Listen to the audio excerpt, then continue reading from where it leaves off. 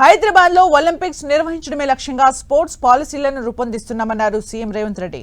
గచ్చిబౌలిలో young India physical education and sports వర్సిటీని ఆయన ప్రారంభించారు. మహాత్మా గాంధీ ప్రేరణతో వర్సిటీకి యంగ్ ఇండియా అనే పేరు ఖరారు చేసినట్టు ముఖ్యమంత్రి రేవంత్ స్పష్టం చేశారు. క్రీడల్లో రాణించే వారికి ఉద్యోగాలు ఇచ్చే బాధ్యత ప్రభుత్వం తీసుకుంటోందని భరోసా ఇచ్చారు CM Revanth Reddy.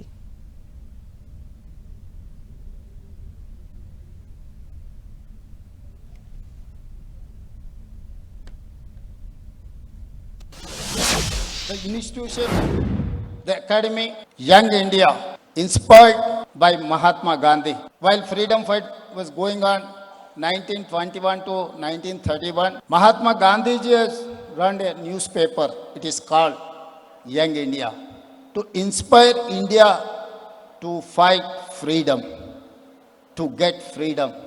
Same thing, same inspiration I have taken from Mahatma Gandhi. That is why Telangana state government has decided to put Young India name to this sports academy and sports.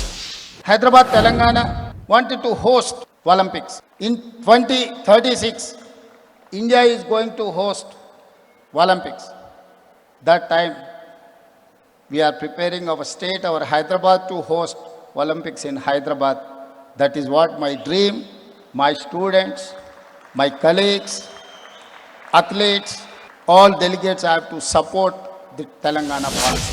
Telangana రాష్ట్రం రేపు నవంబర్లో Khelo India క్రీడలను నిర్వహించడమే కాకుండా రాబోయే రోజుల్లో Olympic గేమ్స్ని India ఏదైతే host చేయాలనుకుంటుందో హైదరాబాదే ఒక ప్లాట్ఫామ్గా తీర్చిదిద్దాలనుకుంటున్నాం. ఇప్పుడు మీకు చూపించిన స్పోర్ట్స్ యూనివర్సిటీ ఇక్కడ 82 ఎకర్స్లో world's best sports academy sports యూనివర్సిటీని ఇక్కడ మనం నిర్మించుకోబోతున్నాం.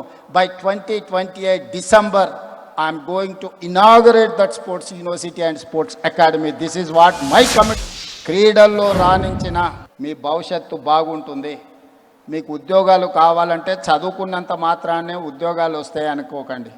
చదువుకుంటే ఉద్యోగం వస్తుందో రాదో నాకు తెలియదు, కానీ క్రీడల్లో రాణించి దేశానికి పేరు తెస్తే తప్పకుండా ఇక్కడున్న క్రీడాకారులకు ప్రభుత్వ ఉద్యోగాలు ఇచ్చే బాధ్యత తెలంగాణ రాష్ట్ర ప్రభుత్వం తీసుకుంటుంది.